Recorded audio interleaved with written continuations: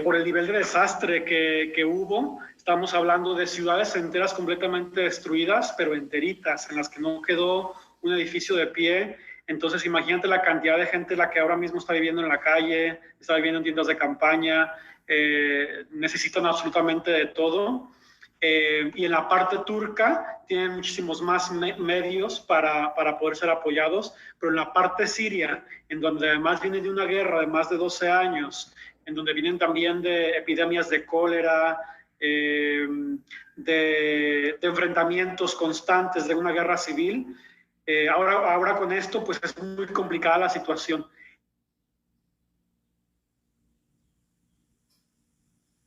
Porque un nivel de destrucción de esta magnitud va a tomar años y años y años. Nosotros calculamos a unos 10 años más o menos para que empiece a volver a un estado normal.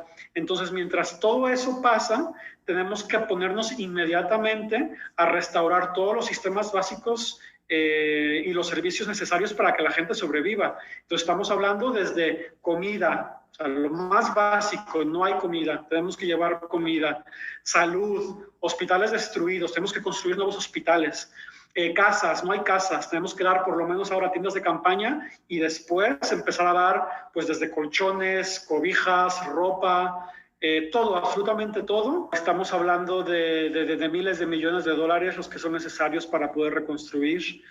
Y es muy complicado porque la situación política en toda la zona es ya de por sí muy compleja. Existen embargos internacionales en Siria por la guerra, existen también una serie de conflictos territoriales en el norte de Siria, sobre todo, en las que diferentes grupos armados y diferentes grupos civiles se han repartido los territorios. Entonces, para poder acceder de un lado o de otro es muy complicado.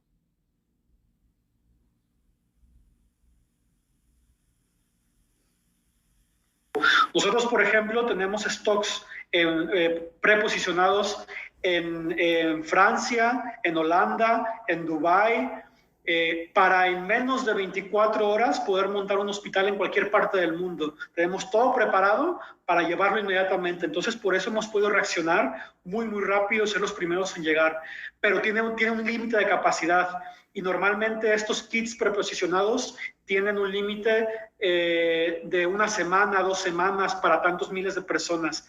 Pero la devastación tan grande que hubo en ese terremoto, pues no alcanzó tampoco para mucho. Entonces ya estamos de nuevo en escasez y necesitamos más recursos, necesitamos más canales, necesitamos más donativos para poder seguir construyendo hospitales. Ahora mismo, contenedores en donde podríamos instalar clínicas móviles y hospitales temporales, no es posible importarlos a Siria. Materiales como, por ejemplo, letrinas, casas, tiendas de campaña, es muy limitado también la importación, porque ahora mismo pues está priorizando para otras partes del mundo también. No olvidemos que estamos en un periodo de conflicto, no solamente ahí, estamos en un periodo de conflicto y de escasez en Turquía, en Ucrania, en muchos países de África, en Asia.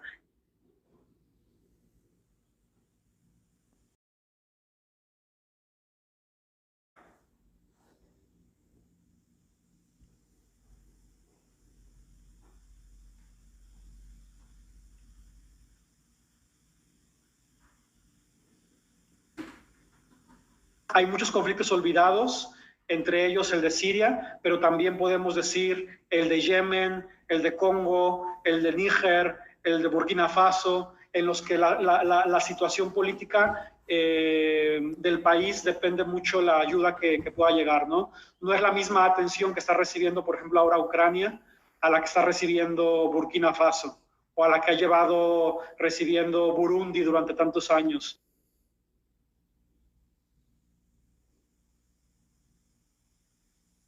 Nosotros, como Médicos Sin Fronteras, nos estamos enfocando a apoyar ahora mismo a cerca de 20 hospitales, atendiendo mensualmente a unas 20,000 personas, construyendo 3 nuevos hospitales, restaurando 4 que quedaron dañados, pero todavía reutilizables, y implementando trabajos de construcción de letrinas, donando tiendas de campaña para que la gente pueda vivir, también abriendo clínicas móviles para que la gente que se fue a vivir lejos en las montañas pueda tener un médico, una enfermera que los pueda atender. Y además también estamos en todos los puntos de atención contando con psicólogos, porque evidentemente la salud mental se vio dañada.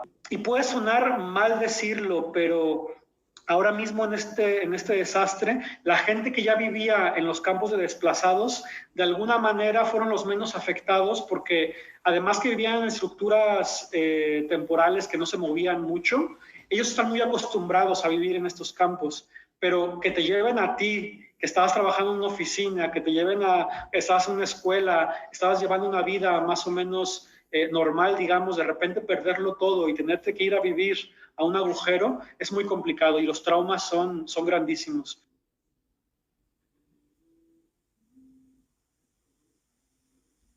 Para mí fue muy fuerte llegar a la zona de destrucción y el sonido que más recuerdo no es el de las excavadoras, no es el de la cantidad de gente ayudando, que fue muy bonito también de ver cómo se unieron las comunidades, pero para mí yo recuerdo que en todos los edificios por los que pasaba que estaban destruidos, que eran casi todos los de la ciudad, escuchabas a la gente dentro y no podías hacer nada y sabías que esa gente se iba a morir allá adentro. Entonces, escuchar cómo se va muriendo la gente de poco a poco, escuchas a un niño de repente dentro, escuchas a una señora, escuchas a un señor y no puedes hacer nada.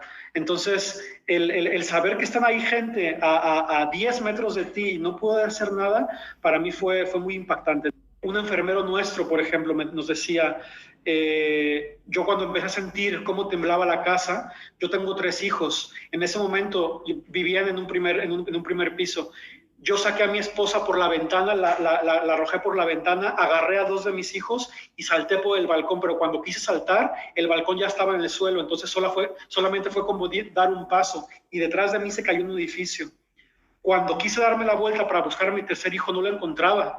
Entonces empecé a gritar su nombre y no lo encontraba. Un niño de 4 años y se estaba desesperado. Me di cuenta después de 5 minutos que mi hijo estaba apalangado a mi pierna y que de esa manera se había salvado él solo. Dice, pero de la adrenalina que yo tenía, no me di cuenta que tenía a mi hijo abrazado en las piernas.